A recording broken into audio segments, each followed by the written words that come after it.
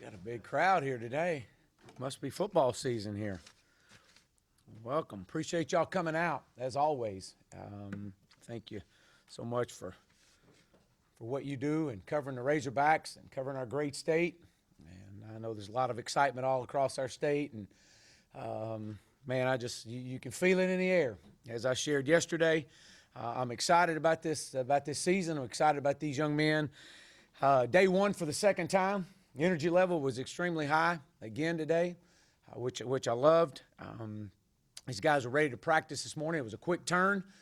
So I was, it was going to be, kind of a test for them after coming off of a long practice yesterday and a quick turn this morning. They had meetings early this morning, started at 8 o'clock. But those guys showed up with a lot of energy, a lot of excitement. I thought we had a really good day. I thought we finished better today than we did yesterday. Not that yesterday was bad, but I challenged them to finish in what we call a tracking time with shorts and helmets on. When you obviously can't tackle, you want to focus on finishing. I usually hold the whistle, so a play gets out on the edge or across the middle or a run happens. I'm not apt to blow the whistle quick. I want to see guys track into the ball and see if they're taking great angles, see if our running backs are finishing, our wide receivers catching with a burst. Those are all big things that we look for in a tracking time. One thing that we always talk about is learning how to practice. Know the tempo of the day. There's a tracking, there's a thud, and there's a live. And if we can all learn how to practice, that's when you really see your team grow and develop because you're able to keep guys healthy and practice the right way. I continue to say again, our guys are in shape. I've been very impressed now with day one, the second time here, of seeing guys in shape, moving around. They look better. They're all moving much better than they've done in the past. And that, again, that's credit to Coach True, Coach Carroll, and his strength staff, or our strength staff. The time, the effort, the energy that they put in this summer. And in the retention level. Now, I want to talk about our players and the retention level. Today was our second day of install. And so we've thrown a lot at them over the last 2 days. And for these guys to the retention level to pick up for day two of the install packets, it just shows that the work that they've done this summer. So credit to those guys. I was very pleased with that. Obviously, a long way to go, a long way to go. But I feel like we're building something special. I think that we take the mindset that every day is day one and look to get 1% better every day. And that's all we want to do. So with that, I'll open up for questions. Raise your hand. We'll get a mic to you. Hey, Chad, I saw where Dorian Gerald practiced. How good was it that he only had to miss one? How did he look? What are you expecting from him? Yeah, I was glad to get Dorian out there.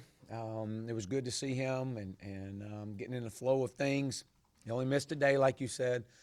But today, get him out there, get him in tune with the guys, and he had a lot on him today. But I thought he moved around well. We'll see as the week progresses next week. But it was good to have Dorian out there and his size and his physical stature.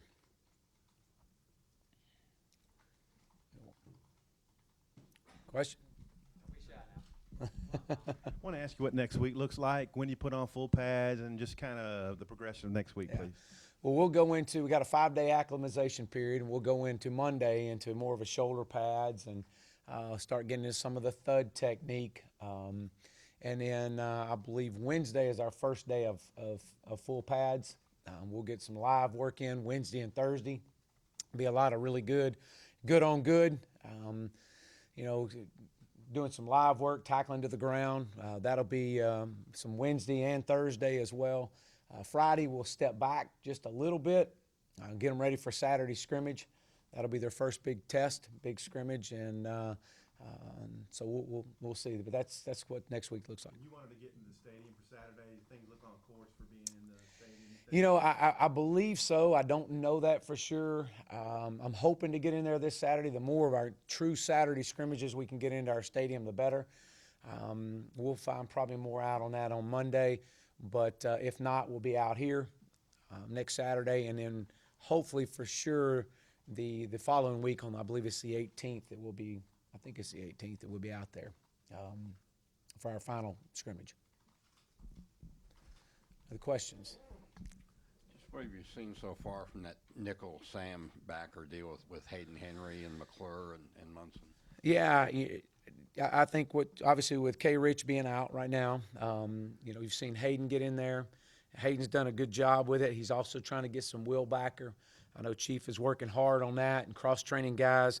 Davion McClure, or Devon McClure, I should say, is moving around, running well, tracking to the ball. And another one that I want to mention too is Derek Munson. Derek's doing some good things. He was unfortunately last spring he was unable to play in the spring game because he had an ankle injury the week of, and had a good spring up to that point. So he's picked up where he's left off. He's running well. So those are three guys there that were rolling in at that nickel position. The guy that's really impressive right now is Joe Fouch. This is a young man, a freshman. He looks apart, and the moment's not too big for him right now. Obviously, wearing just helmets and shorts, but being out here, he's not physically intimidated. He's gained. I think he got here weighing about 184 pounds, and he stepped out there, I think, right at the 202 mark, and runs well, and physical. Been really impressed with him. If he'll continue to come on, it'll allow us to make some moves into that nickel position. So I've been very pleased with Joe. So, hey, Coach, Yes, what's sir. your ideal situation on finding a starting quarterback, what the time period is, and also how your two freshmen, how they look so far? Yeah, for 2 days, let's talk about the two freshmen. For 2 days, I thought that their retention level has been remarkable. You could tell that they've dove into the install book after they signed, and was able to log on and watch film. They watched most of spring sitting at home. That was impressive. And then when they got here, just their attention to understanding the concepts, and then going through summer. So I've been very pleased with both of those guys and how they've progressed through learning this offense. 2 days in, we got a lot of stuff in. I mean, you almost could run an entire season over what we got in right now. Long way, still a long way from being great, but they're understanding. They got some protection things that they got to get cleaned up. When to check this protection to that protection, but they're learning. I thought yesterday that they stepped out there and the moment wasn't too big for either one of them. I thought they threw the ball well. I thought today John Stevens had probably, of the 2 days, today's was his best day. Sees it very well, and is on time with a lot of his throws today. And so pleased with those two guys. Connor did some really good things as well. I know he hit a deep ball today, which was impressive.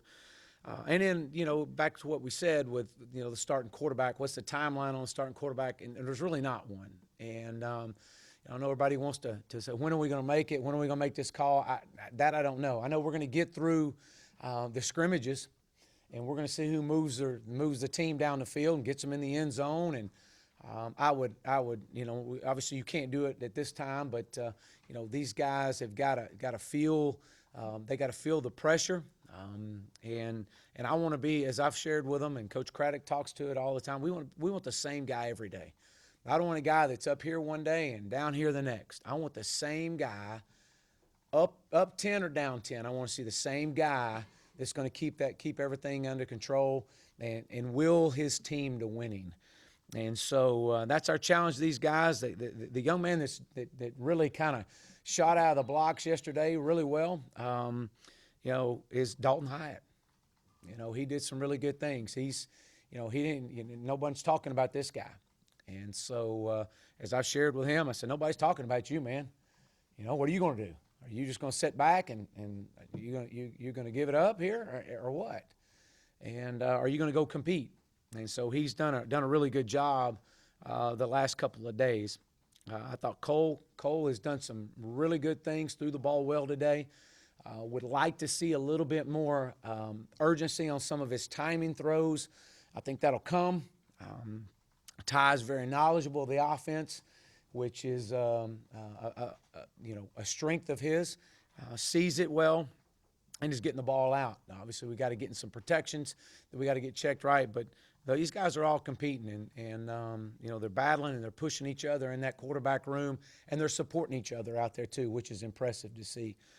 So as far as timeline, I don't know. I know we're going to definitely get through the first scrimmage, hopefully get into that second scrimmage and see how it works, and you know, we'll go from there.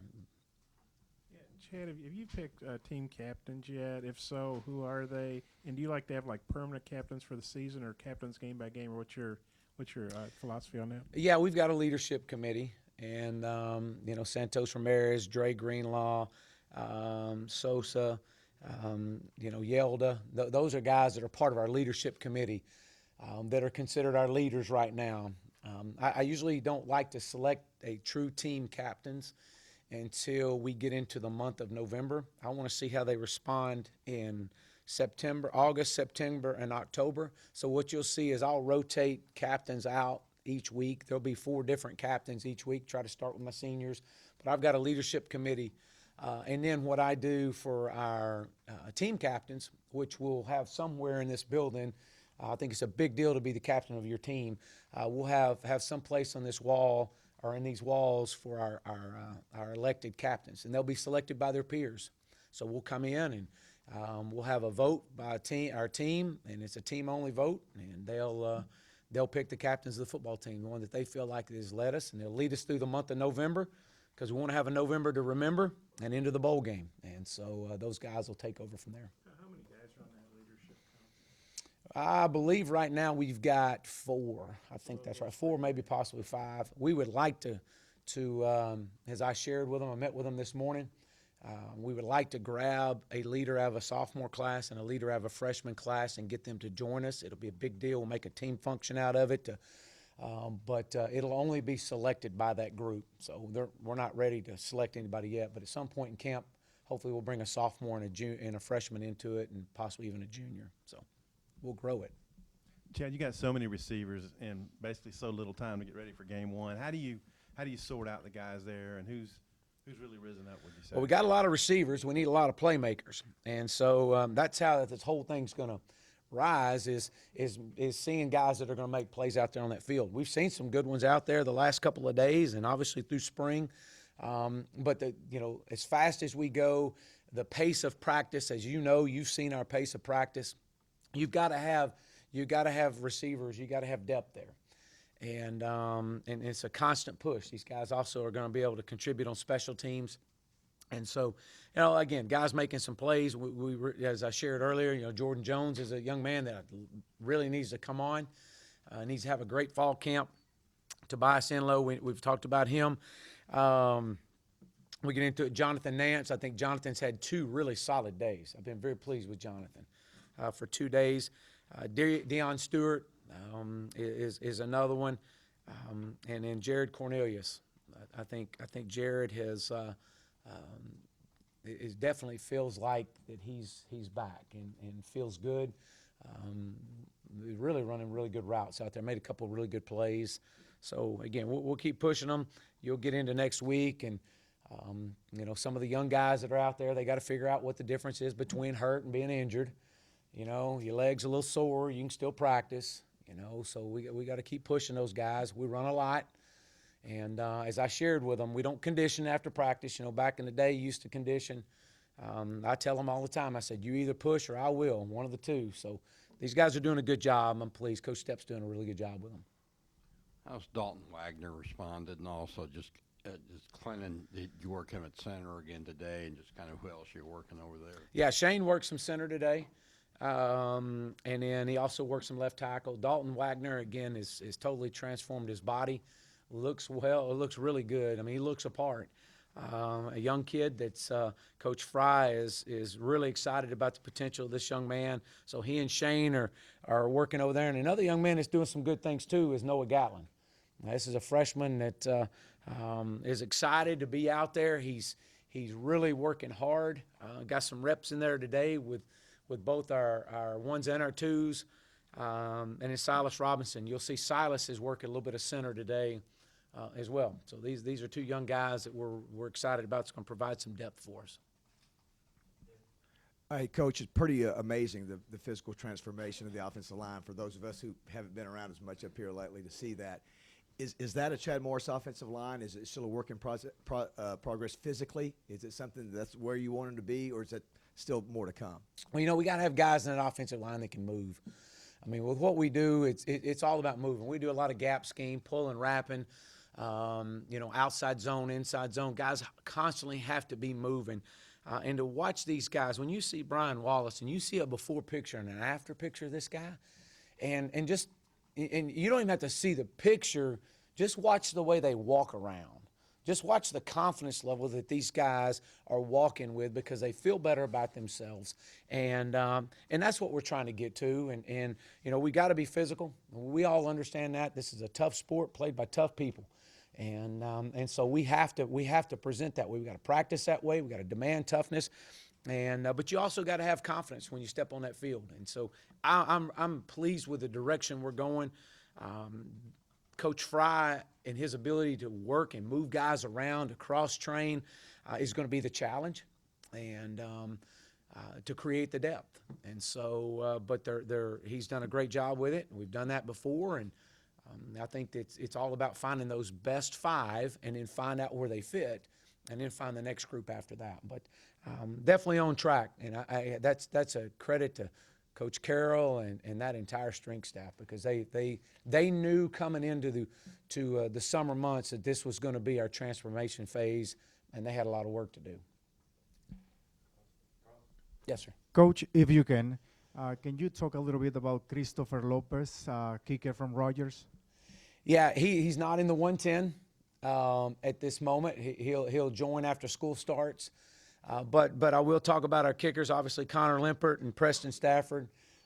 We've gotten into doing some several periods of our specialty period.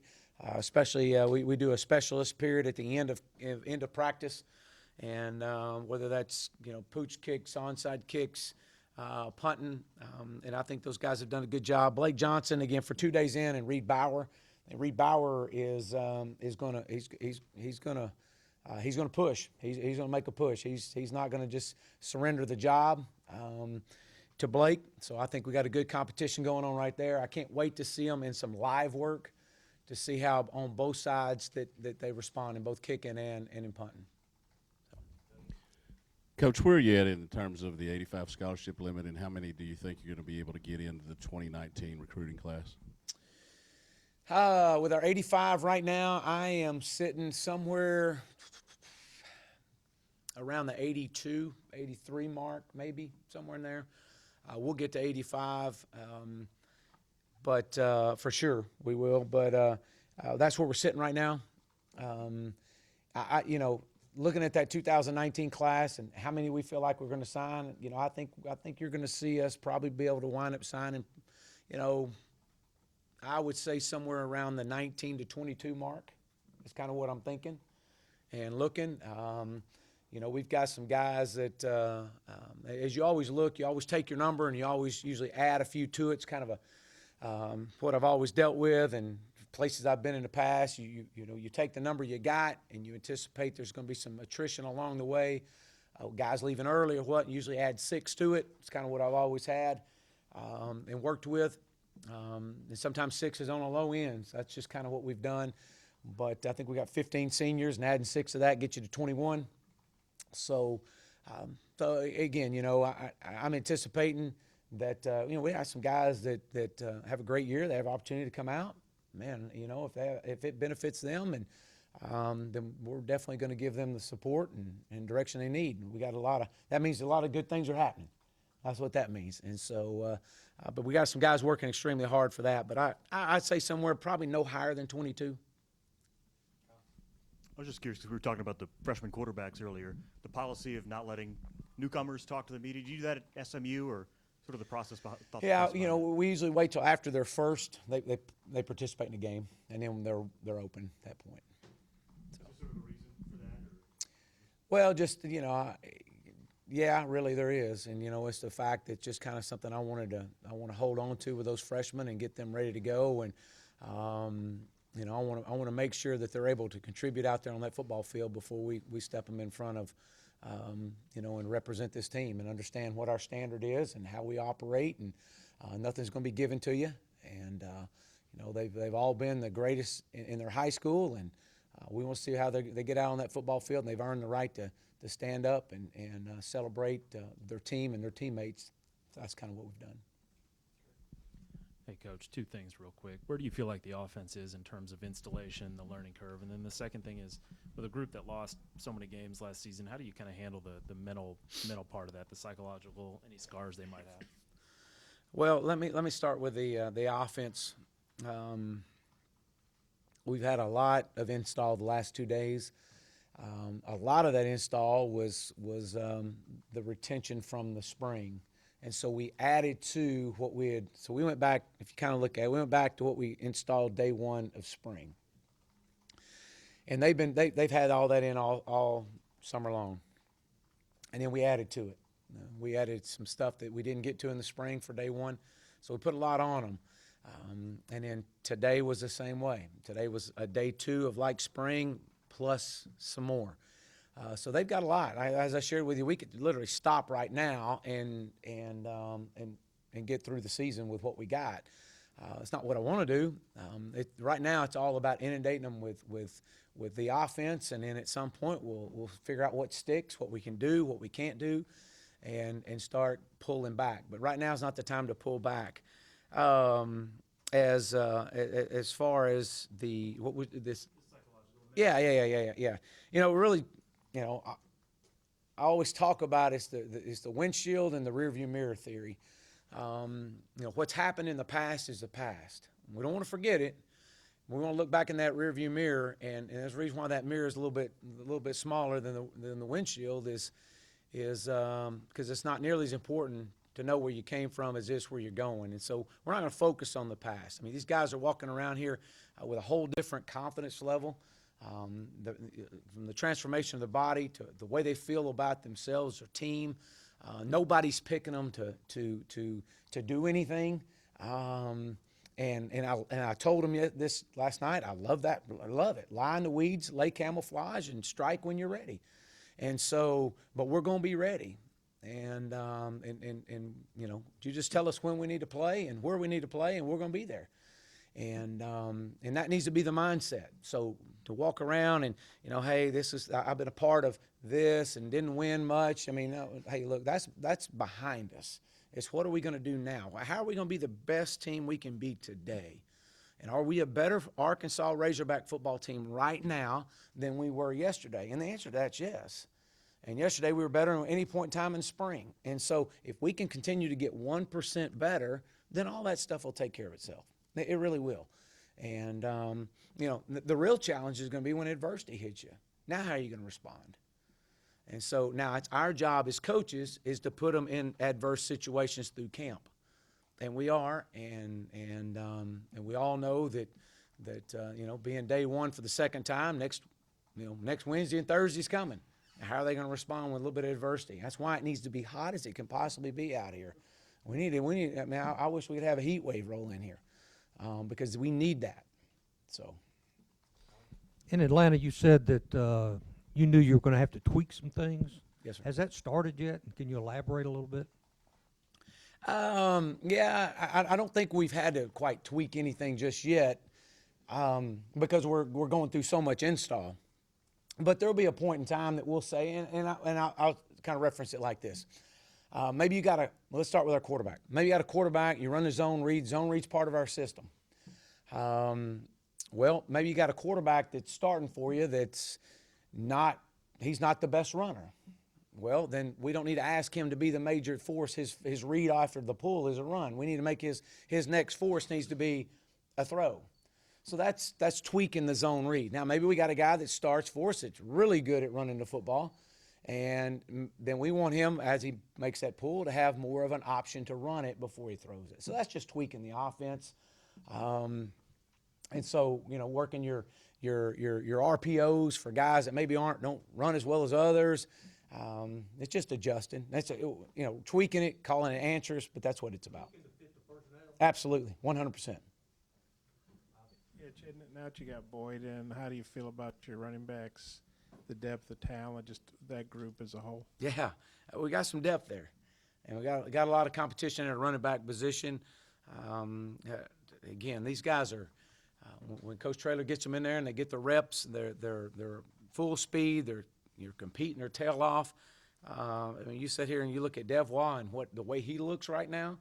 I thought he was extremely. I say extremely. I thought he was overweight in spring, and he just didn't see it, and he knew it and he felt it, and worked really hard this summer to get his body in shape and cut his body fat down, and a total different. I mean, when you see him walk out on that field, he's grinning the moment he grabs his helmet out of his locker. So he's excited, got a lot of confidence. Chase could go all day long. We could practice 24 straight hours, and that guy, you'd never know the difference. I mean, he's a machine. And T.J. Hammond's another one that's very versatile for us and is grasping the offense and understands it, what his strengths are and how he's competing. Malik Williams, that's another one that no one's talking about. This is a guy that's, if you looked at any of them and say who's improved the most, Malik Williams, without a doubt. I mean, this guy weighs 225 pounds, and I think his body fat composition is like 6%. And and he knows one speed, and it's wide open. And so I'm excited about him. Obviously, then adding Rakeem in the mix, I really, really feel like we got some depth at running back. And we all know in this league that you better have some depth at that position as well. So, Got time for 2 more. Jason? Coach, kind of feeding off Kurt's question a little bit, how much does your personality kind of help them turn the page, and how much have they really bought into what you're trying to preach about turning the page and moving on to something bigger and better? Well, whether it's my personality or not, this is who I am. And, I know this, that I can either come in as a head coach and as a leader of a program, I can come in and breathe life into you guys, or I can come in and pull the life out of you. And so, and it's all an attitude, and it's all a choice, and I've got a choice every day. And as I share with our guys all the time, I share with my seniors this morning, that every day I walk in that door, you're going to get my absolute best. And, no telling what I've got going on the side and working at home or whatever. I mean, this is my absolute best. And these guys are going to get every bit of energy I got. And so, as far as turning the page, is that my personality? No, it's all about just living in the moment, just being where your feet are and being the best you can be. And that's all I want. When December rolls around and we rally back and did we get the absolute best out of the 2018 Arkansas Razorbacks at every position? That's what I'm going to ask every one of my coaches. That's what I ask our strength staff. And if we did, great. We'll be pleased with the results because we got the best out of them. Consistency is a word that always seems to come up when you talk about LaMichael Petway. Have you seen that from him through the first couple of days, and has he taken a step forward? Yeah, I have. I mean, I think that not just him, but a lot of the guys, they've been very consistent in their work ethic, consistent in their catch and tuck and get vertical in their burst. So yeah, I think we're on track. We're definitely stepping in the right direction. Coach, a lot of talk about offense and plays and this. What's the retention of the defense, and what would you tell somebody that says that y'all probably are not going to blitz much this year? Well, I think anybody that knows John Chavis understands that they would probably chuckle at that because he wakes up and gets out of bed pressuring. I mean, he's bringing he's blitzing every chance he walks in this door up here. He's bringing some type of pressure. That's what he is. That's what's made him successful. And I'm that's why I wanted him here, because I know I've had to, game plan against him. Defensively, the retention level very similar to the offense. I mean, you've now gone two days of install. These guys have taken ownership in it. The Dre Green laws and Scooters and these guys have taken unbelievable ownership. I've been pleased with Randy Ramsey. I mean, these guys have retained. They've retained a lot, and again, it'll see how next Wednesday and Thursday when there's been so much on them, and we're now full pads and live. Let's see how it responds then. But for 2 days, it's been impressive to watch them. All right. Thank you. Yep. Thank you.